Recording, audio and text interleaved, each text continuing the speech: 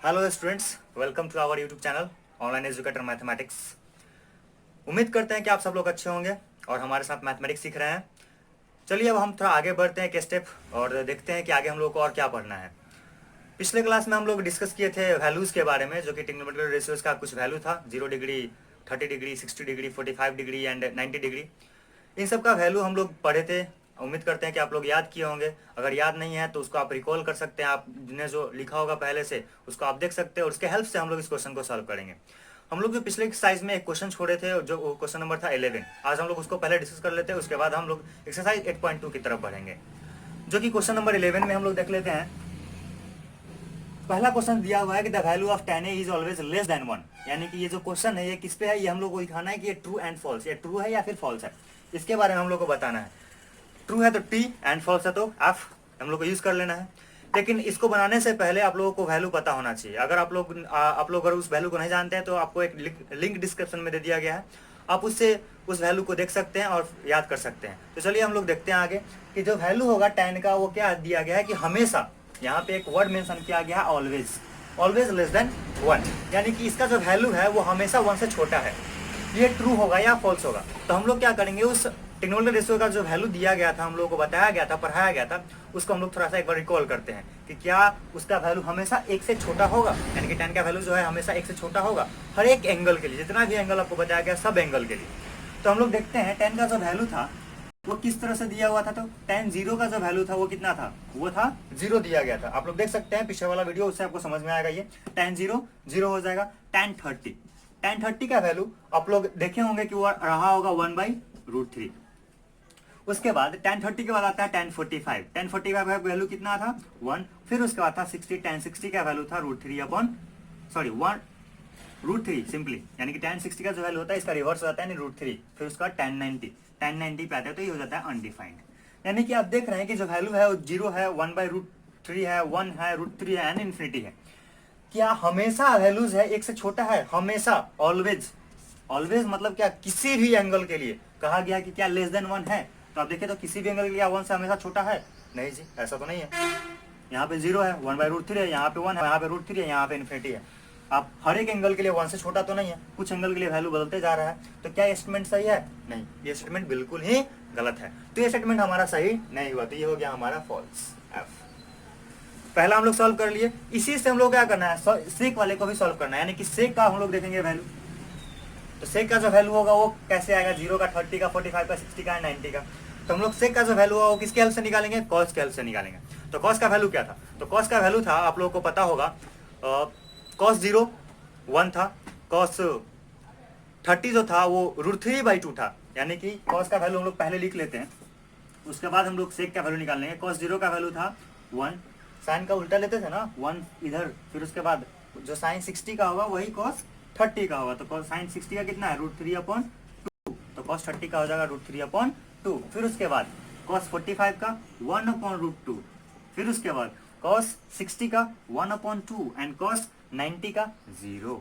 यानी कि आप देख रहे हैं कि ये कॉस का वैल्यू है, तो सेक का क्या होगा, सेक का जस्ट इसका उल्टा, यानी कि इसका हो जाएगा 1/1, यानी कि यहाँ पे 1/1 है, तो 1/1 कितना हो जाएगा 1, इसका हो जाएगा 2/√3, इसका हो जाएगा √2, इसका हो जाएगा 2 एंड इसका हो जाएगा सॉरी 0 नीचे है, सॉरी 1 नीचे है, तो 1/0 कितना हो जाएगा, अनडिफाइंड।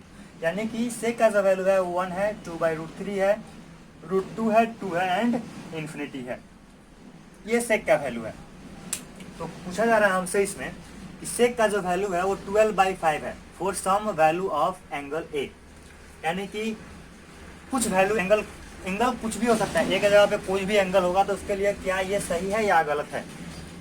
तो सेक का वैल्यू कहाँ से कहाँ तक जा रहा है, 1 से लेकर के कहाँ तक पहुंचा है, इन्फिनिटी तक पहुंचा है, यानी कि 2 यहाँ पे बीच में आ रहा है, 1 से शुरू हुआ है और इन्फिनिटी तक गया। इस एंगल से हम देख रहे हैं, तो ये पॉजिटिव वैल्यू में है। तो हम लोग क्या, ये जो होता है ना 0 से 90 तक में, इसमें क्या आता है, सिर्फ पॉजिटिव वैल्यू होता है। जितना भी एंगल होगा सबका, जितना भी रेशियोज होगा सबका पॉजिटिव वैल्यू मिलेगा, उसके अलावा निगेटिव वैल्यू नहीं मिलेगा। लेकिन जो 90 से आगे का जो एंगल होता है उसमें निगेटिव वैल्यूज मिलता है, लेकिन जो 90 तक होता है उसमें सिर्फ पॉजिटिव वैल्यू मिलता है। तो हम लोग क्या इसी में देख लेते हैं कि क्या ये एग्जिस्ट करेगा या नहीं करेगा। तो देखिए हम इसको क्या कर रहे हैं, इसको हम लोग एक बार डिवाइड कर लेते हैं 12/5 को। तो 12/5 को डिवाइड करेंगे तो कितना आ जाएगा, 5 2 10, 2 बच गया होगा यहाँ पे, तो 2 से बचेगा तो 2 0 यानी कि 25 4 जा यानी कि 2.4। 2 तो यहाँ पे आ चुका है, 2.4 मतलब क्या, 2 से आगे जाएगा यानी कोई ना कोई एंगल यहाँ पे लाई करेगा बीच में, तभी तो इन्फिनिटी से छोटा रहेगा और 2 से बड़ा रहेगा, यानी कि ये सही है कि जो सेक ए होगा वो 12/5 किसी भी एंगल ए के लिए पॉसिबल है। मतलब ये क्या हो जाएगा, ये हो जाएगा ट्रू। हम लोग यहाँ पे देख लिए 1 से कहाँ तक इन्फिनिटी, मतलब कि जाते जा रहा है, बीच में बहुत सारा नंबर आएगा, तो क्या ये वाला नंबर बीच में आ जाएगा, तो ऑफकोर्स 2 के बाद आ जाएगा, इन्फिनिटी से पहले रहेगा, यानी कि किसी ना किसी एंगल के लिए ये वाला ट्रू हो जाएगा। लेकिन हम उस एंगल को जानते नहीं है, हम लोग बेसिकली 0 के बारे में, 30 के बारे में, 45 के बारे में, 60 के बारे में और 90 के बारे में पढ़ते हैं। तो बेसिकली उस एंगल के बारे में हम जानते नहीं है, इसलिए क्या होगा, यहाँ पे बीच में कहीं लाई करेगा, कोई ना कोई एंगल ऐसा होगा, हमको पता नहीं कि वो एंगल कौन सा होगा, लेकिन वो यही होगा, इसलिए क्या है, ये ट्रू है, यानी कि ये सही है। अब उसके बाद आगे बढ़ते हैं और ये तीसरे पे आते हैं। तो तीसरे में क्या है, cos A is the abbreviation used for the cosecant of angle A, यानी कि cos A is the abbreviation, यानी कि cos A मतलब क्या, एक छोटा सा रूप है किसका, कोसेकेंट का, जो कि एंगल A का होगा। आप लोगों को एक चीज मेंशन करना हम भूल गए थे कि साइन जो होता है वो, यानी कि full form of sine, full form of cos, full form of sec, cosec, इन सब के बारे में। तो अगर फुल फॉर्म अगर देखते हैं हम लोग साइन का फुल नेम, तो ये होता है, यानी कि साइन पूरा लिखाता है ऐसे SINE, और इसको शॉर्ट में हम लिखते हैं SIN पूरा कंप्लीट लिखेंगे तो साइन, और शॉर्ट में SIN। फिर कॉस का जो होता है वो कॉस नहीं होता, वो होता है कोसाइन, और ये हो जाएगा कॉस। फिर उसके बाद टेन का, टेन नहीं होता है टेंजेंट, यानी कि ये लिखाएगा टेन। फिर उसके बाद साइन, कॉस, टेन, सेक, सेक का सेकेंट होता है, यानी कि ये हो गया सेक। फिर उसके बाद कॉट का, फिर उसके बाद क्या था हमारे पास, कॉट का कोसेकेंट होता है, सॉरी कॉसेक का कोसेकेंट, यानी कि कॉसेक एंड, ये कॉस का हो गया, कॉसेक का हो गया। कॉट का को टेंजेंट, यानी कि को टेंजेंट, ये हो गया कॉट का।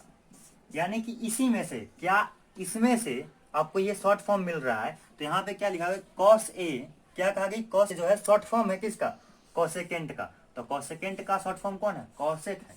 तो क्या ये सही है, नहीं, एकदम सही नहीं है, एकदम गलत है। तो ये क्या हो जाएगा, ये फॉल्स हो जाएगा, एफ। क्लियर है, ये आपका था फॉल्स, ये आपका था ट्रू, ये आपका है फॉल्स। अब आते हैं, यानी कि ये ध्यान रखिएगा आप, इसका जो है नेमिंग, यानी कि साइन हम लोग शॉर्ट में SIN लिखते, लेकिन कंप्लीट क्या रहेगा, SINE रहेगा। कोसाइन में क्या जाएगा, COSINE, कोसाइन, उसका हम लोग शॉर्ट फॉर्म कॉस लिखेंगे। टेंजेंट तो टैन लिखेंगे, सेकेंट तो सेक लिखेंगे, सेकेंट, कोसेकेंट तो कोसेक लिखेंगे, को टेंजेंट तो कॉट लिखेंगे। तो ये हमारा शॉर्ट फॉर्म है। अब इसी में देखिए इसका यूज किया गया कि कॉस जो है वो शॉर्ट फॉर्म किसका है, कोसेकेंट का, तो नहीं, शॉर्ट फॉर्म कोसेकेंट का नहीं, कोसेकेंट का शॉर्ट फॉर्म कोसेक होता है। तो ये क्या हो जाएगा, फॉल्स हो गया। अब आगे बढ़ते हैं और इसमें लिखा हुआ है कि cot A is the product of cot and A, यानी कि कॉट ए जो है वो प्रोडक्ट है कॉट का और ए का। क्या ये ट्रू है या फॉल्स है, तो ये बिल्कुल भी ट्रू नहीं है, ये एकदम फॉल्स है, क्योंकि हम आपको बताए थे कि कभी भी कोई भी अगर रेशियो है तो उसके साथ एंगल होगा ही होगा, उसके साथ कोई दूसरा, ऐसा नहीं कि कॉट अलग हो और ए अलग हो, उसके साथ कोई ना कोई एंगल होगा ही होगा। इसमें क्या है, इसमें तो दिया गया कि प्रोडक्ट, तो नहीं, ऐसा तो नहीं है, ये साथ में ही रहेगा, ये एंगल रहेगा ही रहेगा, यानी कि कॉट यहाँ पे होगा एंड ए, ये सही नहीं है, दोनों प्रोडक्ट में नहीं है, दोनों क्या होगा, आपस में एक साथ ही रहेगा, यानी कि ये प्रोडक्ट नहीं है। तो ये क्या हो जाएगा, ये हो जाएगा फॉल्स। अब आगे है sine theta is equal to 4/3 for some angle theta, यानी कि किसी एंगल थीटा के लिए कहा गया कि साइन का जो वैल्यू होगा वो 4/3 होगा। आप इसको बस अपने फॉर्मूला से इसको आप देख करके बता सकते हैं कि ये गलत है या सही है। तो साइन का जो बेसिक फॉर्मूला होता है, यानी कि जो सबसे हम लोग पहले क्लास में पढ़े होंगे, वो क्या था, sine theta is equal to perpendicular by hypotenuse. और हर एक बच्चा जानता है कि हाइपोटेन्यूज जो होता है वो परपेंडिकुलर से हमेशा बड़ा होता है। देखिए तो इधर हाइपोटेन्यूज बड़ा हो गया और सॉरी हाइपोटेन्यूज छोटा हो गया, परपेंडिकुलर बड़ा हो गया। क्या ये पॉसिबल है, एकदम नहीं, अनर्थ हो जाएगा जी ऐसे। तो फिर क्या हो जाएगा, यहाँ से 4/3 नॉट पॉसिबल, तो यहाँ पे क्या हो जाएगा, फॉल्स, बिल्कुल पॉसिबल नहीं है। तो ये क्या हो गया, ये हमारा ऑल अबाउट था क्वेश्चन नंबर 11 के बारे में। आगे अब हम लोग डिस्कस करेंगे 8.2 को। बस हम लोग अब कंटिन्यू करते हैं 8.2 को। तो हम लोग बढ़ते हैं 8.2 की तरफ। फिर से आपको बताना चाह रहे हैं हम कि अगर आप पीछे वाला वीडियो नहीं देखे तो उसको आप प्लीज एक बार देखिए, क्योंकि उसी से हम लोग इसको सॉल्व कर पाएंगे। उसमें वैल्यू बताया गया और उस वैल्यू को हम लोग पुट करेंगे इसमें और फिर इसको सॉल्व कर पाएंगे। अब चलिए देखते हैं इसको। क्वेश्चन नंबर 1 का 1 हम लोग सॉल्व कर रहे हैं। इसमें दिया गया sin 60 cos 30 plus sin 30 and cos 60। sin 60 का वैल्यू आपको बताया गया होगा पिछले क्लास में कि sin 60 का जो वैल्यू होता है वो √3/2 होता है। तो हम लोग यहाँ पुट कर लेंगे √3/2, यानी कि सबको क्या करना है, इवेलुएट करना है, यानी कि इवेलुएट है ये, इवेलुएट द फ्लोइंग आपका क्वेश्चन है, यानी कि सबको वैल्यू फाइंड करना है।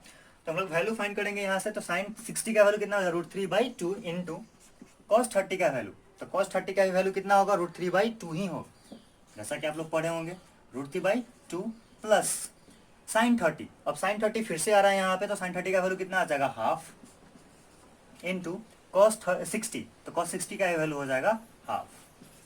अब आगे बढ़ते हैं, तो यहाँ पे हो जाएगा √3 इंटू √3, सिंपली 3 मल्टीप्लाई होकर के, क्योंकि √3 है, 2 बार मल्टीप्लाई हुआ तो क्या हो जाएगा, स्क्वायर हो जाएगा, स्क्वायर से रूट कैंसिल आउट हो जाएगा, तो कितना बचेगा, सिर्फ 3 आ जाएगा यहाँ पे। तो 3 डिवाइडेड बाई 2 टू जा 4 plus 1 into 1 1 divided by 2 two जा 4।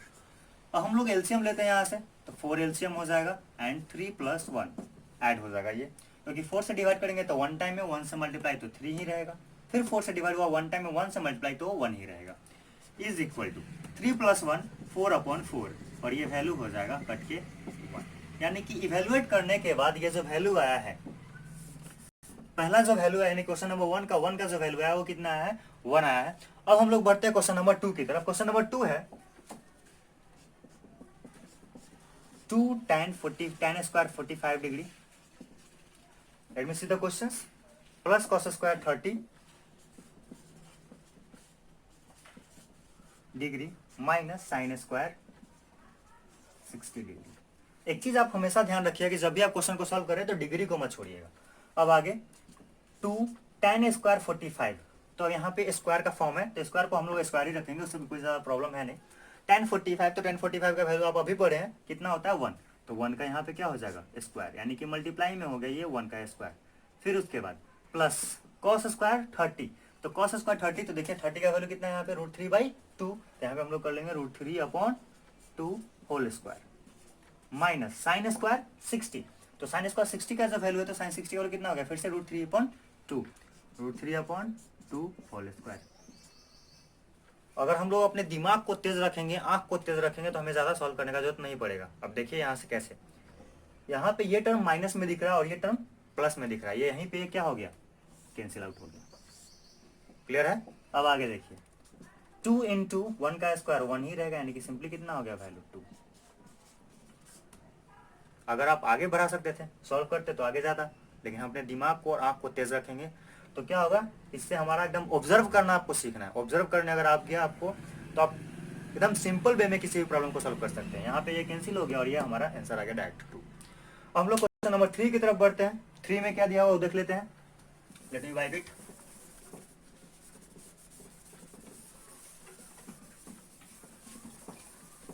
क्वेश्चन नंबर 3 में दिया गया है 3 में दिया गया cos square 45 degree divided by sec 30 plus cosec 30 degree, यानी कि cos 45 degree sec 30 degree plus cosec 30 degree. अब हम लोग क्या करेंगे, यहाँ से वैल्यू को पुट करेंगे। जब वैल्यू को पुट करेंगे तो यहाँ पे आ जाएगा वैल्यू cos 45 का वैल्यू कितना होगा, cos 45 का वैल्यू हम लोग अभी पढ़े, यानी कि पिछले क्लास में पढ़े हैं 1/√2, यहाँ पे हो जाएगा 1/√2 डिवाइडेड बाई sec 30। तो sec 30 का वैल्यू क्या हो जाएगा, तो sec 30 का जो वैल्यू है वो हो जाएगा cos 30 का कितना होगा, cos 30 का √3/2, तो sec 30 का 2/√3 उल्टा प्लस cosec 30, तो sin 30 का होगा 1/2, तो cosec 30 का होगा 2। क्लियर है यहाँ तक? अब हम लोग इसको आगे बढ़ाएंगे, let me check one let me check first. cos 45 का हो जाएगा 1/√2, सही है। sec 30 का हो जाएगा 2/√3, सही है। cosec 30 का हो गया 2। अब हम लोग आगे बढ़ेंगे तो यहाँ से ये तो सेम ही रह जाएगा 1/√2। फिर उसके बाद यहाँ से एलसीएम होगा √3। अब आगे √3 एलसीएम, तो √3 से √3 वन टाइम में कैंसिल हो गया, तो ये आ गया 2 का 2 ही रह जाएगा, 1 से मल्टीप्लाई होगा तो प्लस ये बाई में 1 है तो 1 से √3 टाइम में तो 2√3 हो जाएगा। ये देखिए यहाँ पे √3 का फॉर्म आया, घबराना नहीं है, बहुत ही इजी तरीके से बनेगा ये। 1/√2 ये जैसा है वैसा ही रखेंगे, ये √3 ऊपर चला जाएगा डिवाइडेड बाई, और ये आ जाएगा 2 + 2√3। अब यहाँ पे एक चीज देखने वाला है कि यहाँ पे कोई भी टर्म जो होगा डिनोमिनेटर में रूट में नहीं रहता है, यानी कि अगर रूट में कोई टर्म आ रहा है तो हम लोग क्या करते हैं, उसको रेशनलाइज करते हैं और उसको हम लोग क्या कहाँ लेके चले जाएंगे, डिनोमिनेटर में लेके चले जाएंगे। तो जो टर्म रूट का है उसको हम पहले रेशनलाइज करेंगे, यानी कि यहाँ पे √2 रूट में है तो हम लोग क्या करेंगे, इसको रेशनलाइज करते हैं तो √2 डिवाइडेड बाई √2 से मल्टीप्लाई कर देंगे। अब ये भी टर्म क्या चीज में है, ये भी टर्म रूट में ही है, तो हम लोग क्या करेंगे, फिर से इसको रेशनलाइज करते हैं, यानी कि 2, लेकिन यहाँ पे क्या होगा, यहाँ पे साइन चेंज हो जाएगा, यानी कि 2 - 2√3 डिवाइडेड बाई 2 - 2√3। अब आगे देखते हैं तो ये जो वैल्यू है मल्टीप्लाई होकर के वो कितना आ जाएगा, √6 इंटू 2 - 2√3 डिवाइडेड बाई, इसको मल्टीप्लाई करते हैं तो सिंपली 2 हो जाएगा, और इसका जो होगा यहाँ से देखिए तो ये आएगा फॉर्मूला आपका a + b पर और इंटू a - b पर, ये टर्म और ये टर्म, ये दोनों का मल्टीप्लाई करके हम यहाँ पे लिखे हैं 2, इसका तो a + b और a - b, तो इन दोनों का जब हम मल्टीप्लाई करेंगे तो क्या आ जाएगा, a² - b², जो कि फॉर्मूला होता है। a² - b इसका मतलब 2 × 2 यानी 2² - 2√3 होल स्क्वायर, ये हो गया। अब हम आगे क्या करेंगे, आगे सॉल्व करते हुए बढ़ते हैं, यानी कि √6 2 - 2√3 डिवाइडेड बाई 2। ऐसा करते हैं, हम यहाँ से 2 कॉमन ले लेते हैं, जब 2 कॉमन लेंगे तो 2 नीचे कट जाएगा, यानी कि आ जाएगा 1 - √3 इंटू 2 कॉमन लिए हम यहाँ से, 2 से 2 कैंसिल हो जाएगा, यानी कि ये हो जाएगा 4 - 2 का स्क्वायर 4, और 3 से जब रूट कैंसिल हो जाएगा 4 3 जा 12, इससे ये कैंसिल आउट हो गया। ये हो गया आपका √6 1 - √3 डिवाइडेड बाई, ये आ जाएगा 4 - 12 यानी कि -8, 4 - 12 4 सही है। अब आगे बढ़ते हैं हम इसको, तो ये माइनस हम ऊपर लेके, यानी कि माइनस से मल्टीप्लाई कर लेते हैं ऊपर नीचे -1 से, तो ये हो जाएगा आपका डिवाइड में 8, माइनस माइनस प्लस हो गया, ये -1 से मल्टीप्लाई हुआ तो क्या हो जाएगा, ये वाला टर्म जो आगे है ये इधर आ जाएगा, सिंपली देख लीजिए, इस माइनस को हम आगे भी कर सकते हैं, ऐसा कर लीजिए आप, यहाँ पे -1 यहाँ पे लगा दीजिए मल्टीप्लाई में, और मल्टीप्लाई -1 कर लीजिए, तो क्या हो गया, ये वाला टर्म जब मल्टीप्लाई होगा इससे तो माइनस में आ जाएगा, ये टर्म मल्टीप्लाई होगा इससे तो प्लस में आ जाएगा, तो प्लस वाला टर्म को हम पहले लिख देते हैं, या फिर स्टेप बाय स्टेप चलते हैं, तो यहाँ से सिंपली कितना आ जाएगा, -√6 माइनस माइनस प्लस √18, सही है, और ये हो गया 8 सिंपली, तो इसको हम आगे जब सॉल्व करेंगे तो ये हो जाएगा √18 माइनस √6 डिवाइडेड बाई 8, ये आपका आंसर हो गया। ये हमारा क्वेश्चन नंबर 3 हो गया, यानी कि हम लोग इवैल्यूएशन में क्वेश्चन नंबर 1 को देख चुके हैं, क्वेश्चन नंबर 2 को देख चुके हैं और क्वेश्चन नंबर 3 को देख चुके हैं। आपके पास 2 क्वेश्चन और बचा हुआ है क्वेश्चन नंबर 1 का, जो कि आप सॉल्व कर सकते हैं जैसा हम लोग इसको सॉल्व किए उसी तरीके से। आज के लिए हम इतना ही रहने देते हैं, अगले लेक्चर में हम लोग आगे सॉल्व करेंगे, तब तक आप 1 to 4 और 5 को बनाइए, अगर नहीं बनता तो फिर से हम बताएंगे। अगर आपको कोई डाउट होता है तो हमें कमेंट करके जरूर बताइए, ताकि हम आपके डाउट्स को क्लियर कर सकें। तब तक के लिए bye bye and take care.